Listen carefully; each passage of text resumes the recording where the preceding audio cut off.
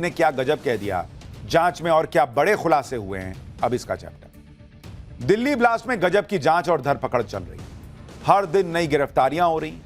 White collar terror module जो है उससे जो भी जुड़ा था चुन चुन कर उनको पकड़ा जा रहा है। आतंकी डॉक्टर्स के जो करीबी इधर उधर छिपने की कोशिश भी कर रहे हैं, उन्हें एजेंसियां पकड़कर सामने ला रही।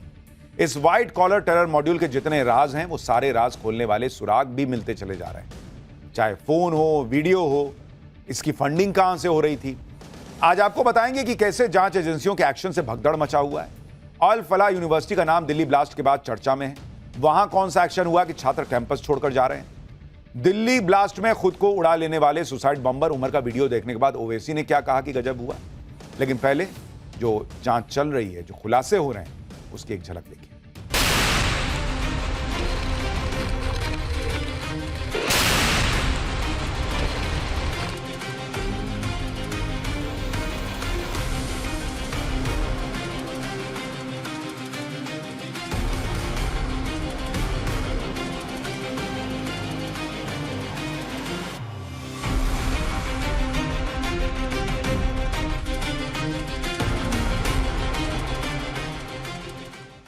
दिल्ली ब्लास्ट की जांच का focus suicide bomber doctor Umar के नेटवर्क पर है। डॉक्टर उमर को लेकर कई बड़े बड़े खुलासे हो चुके हैं। उसके कई अहम करीबी पकड़े जा चुके हैं। डॉक्टर उमर का वीडियो भी सामने आ चुका है जिसमें वो सुसाइड बॉम्बिंग के बारे में बता रहा है। आज सुसाइड बॉम्बर उमर का एक नया खुलासा हुआ। जांच एजेंसीज के सूत्रों के मुताबिक 10 नवंबर को लाल किले के पास ब्लास्ट करने से पहले काफी देर तक कार में घूमने के दौरान आतंकी डॉक्टर उमर किसी हैंडलर से बात कर रहा था। ब्लास्ट की सही जगह चुनने को लेकर आतंकी उमर की हैंडलर के साथ बातचीत चल रही थी। सूत्रों के मुताबिक ब्लास्ट के लिए सिंबॉलिक जगह की तलाश की जा रही थी और आखिर में इसके लिए लाल किले को चुना गया। सूत्रों का दावा है कि पहले लाल किले के अंदर पार्किंग में ब्लास्ट करने का प्लान था, लेकिन सोमवार को लाल किला बंद होने की वजह से पार्किंग में भीड़ नहीं थी, इसलिए पार्किंग में ब्लास्ट का प्लान कैंसिल हुआ। सूत्रों का यह भी दावा है कि आतंकी उमर ने लाल किले की पार्किंग में कार में बैठकर बम को असेंबल किया। बम असेंबल होने के बाद आतंकी उमर पार्किंग से निकला और भीड़ के बीच पहुंचकर उसने ब्लास्ट कर दिया। सुसाइड बॉम्बर उमर फरीदाबाद की अल फलाह यूनिवर्सिटी में पढ़ाता था। इसे लेकर भी नया खुलासा हुआ कि कैसे उमर ने यूनिवर्सिटी में पढ़ाने के दौरान अपना टेरर नेटवर्क खड़ा करने का काम किया। जांच में पता चला है कि दिल्ली में आत्मघाती धमाके से 10 दिन पहले आतंकी डॉक्टर ने नूह में घर किराए पर लिया। सूत्रों के मुताबिक इस घर को विस्फोटक इकट्ठा करने और दूसरी जगहों पर सप्लाई करने के मकसद से किराए पर लिया गया।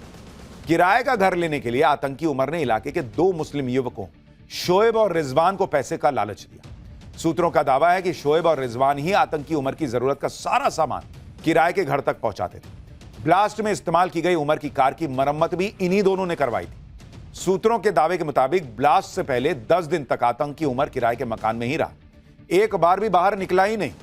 यह भी खुलासा हुआ है कि आतंकी डॉक्टर और पढ़े लिखे युवाओं को अपने टेरर नेटवर्क से जोड़ने में जुटा रहा।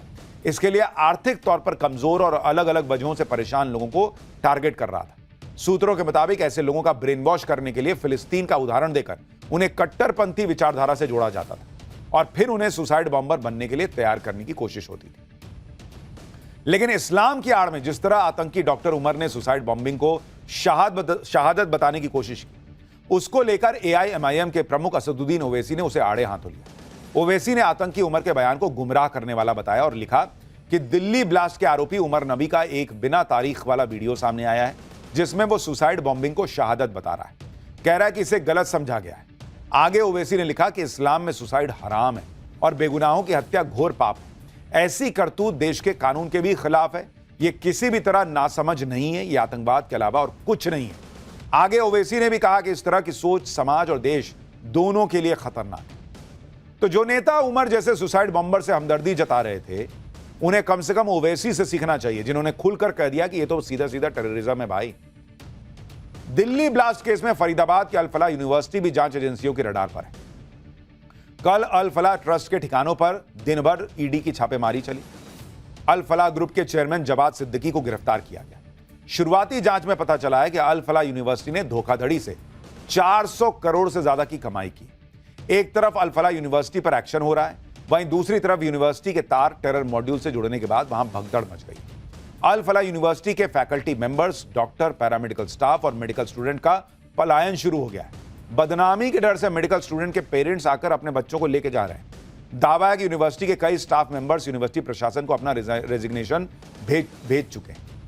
इस बीच दिल्ली ब्लास्ट की जांच में जांच एजेंसियों को उस वक्त एक और बड़ी कामयाबी मिली जब यूपी में सहारनपुर के पास देवबंद से दिल्ली पुलिस के स्पेशल सेल और यूपी एटीएस ने अल फलाह यूनिवर्सिटी के मेडिकल स्टूडेंट को डिटेन किया।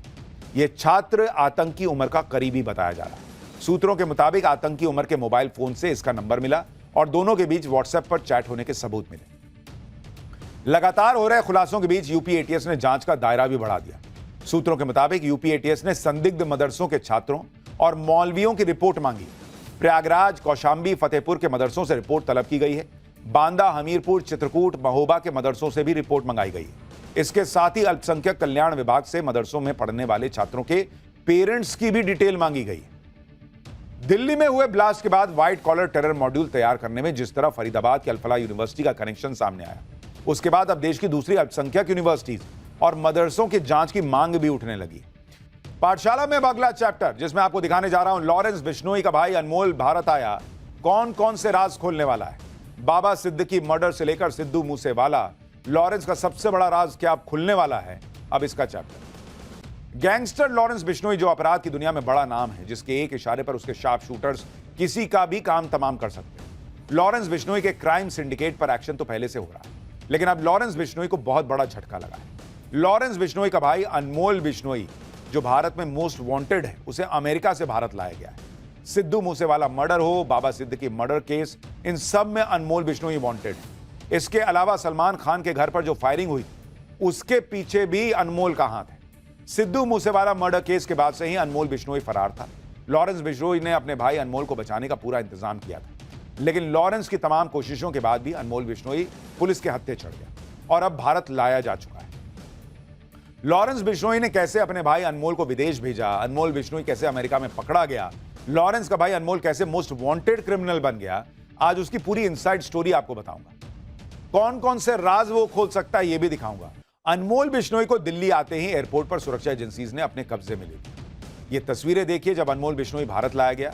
अनमोल बिश्नोई सफेद रंग की टी शर्ट पहने हुए था। उसे एनआईए अधिकारियों ने फौरन अपने घेरे में ले लिया। अनमोल बिश्नोई को एयरपोर्ट पर ही एनआईए ने गिरफ्तार किया। उसके बाद अनमोल बिश्नोई को एनआईए हेडक्वार्टर ले जाया गया। एनआईए अनमोल बिश्नोई को कस्टडी में लेकर पूछताछ करेगी। 6 राज्यों की पुलिस उससे पूछताछ करेगी, यानी भारत में अनमोल बिश्नोई से पूछताछ का लंबा सिलसिला चलेगा। एनआईए के साथ कई और एजेंसीज भी अनमोल बिश्नोई से पूछताछ करेंगी। कई राज्यों की पुलिस उसे रिमांड में लेकर पूछताछ करेगी, ये कहा जा रहा है। देखिए, अनमोल बिश्नोई पर वैसे तो कई केस, लेकिन 3 ऐसे मामले हैं जिसने अनमोल बिश्नोई के नाम का खौफ पैदा किया। 29 मई 2022 को पंजाबी सिंगर सिद्धू मूसेवाले की दिन दहाड़े हत्या हो जाती है। इस हत्या में अनमोल बिश्नोई का नाम आता है। इसी हत्याकांड के बाद अनमोल बिश्नोई भारत से फरार होकर अमेरिका भाग गया। 14 अप्रैल 2024 को बॉलीवुड एक्टर सलमान खान के घर के बाहर फायरिंग होती है, जिससे पूरा बॉलीवुड में हंगामा मच जाता है। इस फायरिंग के पीछे भी अनमोल बिश्नोई का हाथ बताया गया। फिर 12 अक्टूबर 2024 को एनसीपी नेता बाबा सिद्दीकी की हत्या हो जाती है। इस हत्या में भी अनमोल बिश्नोई का नाम सामने आया। सिद्धू मूसेवाला मर्डर केस के बाद ही अनमोल बिश्नोई भारत से भाग गया था और उसे भारत से भगाने में लॉरेंस बिश्नोई ने उसकी मदद की। लॉरेंस बिश्नोई ने अनमोल के लिए रूस का पासपोर्ट बनवाया।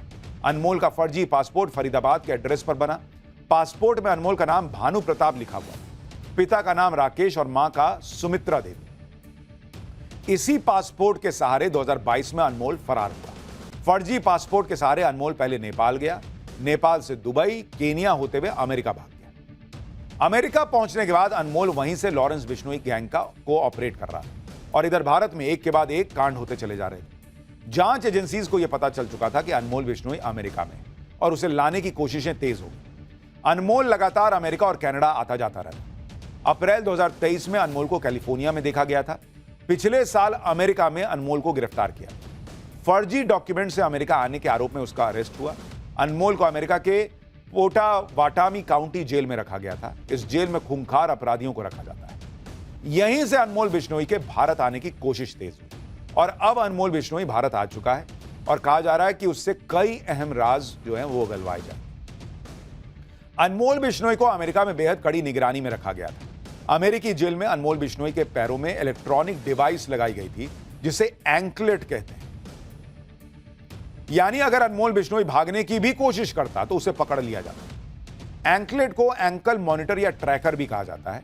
इस इलेक्ट्रॉनिक गैजेट को कैदी के पैर में बांध दिया जाता है। इससे आरोपी की जीपीएस लोकेशन ट्रैक की जा सकती है। हाउस अरेस्ट के दौरान भी एंकलेट का प्रयोग करते हैं, जिससे तय हो सके कि आरोपी घर से बाहर ना निकले। एंकलेट को बिना कोड या की के नहीं उतारा जा सकता। उतारने या काटने की कोशिश करने पर अलार्म बज जाता है। एंकलेट का इस्तेमाल आमतौर पर जमानत पर बाहर आए लोगों, हाउस अरेस्ट किए गए लोगों, प्रोबेशन या पैरोल पर रिहा किए गए लोगों को पहनाया जाता है, जिससे उनकी लोकेशन का पता चलता रहे और जरूरत पड़ने पर उनको पकड़ा जा सके। अनमोल बिश्नोई के खिलाफ बाबा सिद्दीकी के परिवार ने भी कई शिकायतें दर्ज कराई। बाबा सिद्दीकी के बेटे जीशान सिद्दीकी के मुताबिक बाबा सिद्दीकी के परिवार ने अमेरिकी एजेंसीज के सामने खुद को विक्टिम्स ऑफ क्राइम के रूप में रजिस्टर कराया। अमेरिकी एजेंसीज ने बाबा सिद्दीकी के परिवार को लगातार अपडेट देता रहा। वो 18 नवंबर को अमेरिकी एजेंसी की तरफ से एक ईमेल आया था। इसमें लिखा था कि अनमोल बिश्नोई को अमेरिका से निकाल दिया गया। इसी के बाद अनमोल बिश्नोई को अमेरिका से भारत के लिए डिपोर्ट किया गया। अनमोल बिश्नोई को भारत लाया जाना सुरक्षा एजेंसियों के लिए बड़ी कामयाबी है, क्योंकि लॉरेंस बिश्नोई की शह पर अनमोल बिश्नोई ने कई कांड किए। वो एनआईए की मोस्ट वांटेड लिस्ट में शामिल है। अनमोल बिश्नोई अमेरिका में बैठकर लॉरेंस का गैंग चला रहा था। अनमोल बिश्नोई पर भारत में 10 लाख रुपए का इनाम था। 26 साल के अनमोल बिश्नोई पर भारत में कुल 18 केस हैं। हत्या, हथियारों की तस्करी, उगाही, धमकी देना, सब तरह के केस।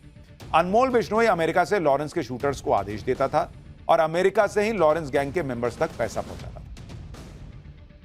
अनमोल बिश्नोई भारत में एक बार गिरफ्तार भी हो चुका है और राजस्थान की जोधपुर जेल में सजा भी काट चुका है, जहां से 7 अक्टूबर 2021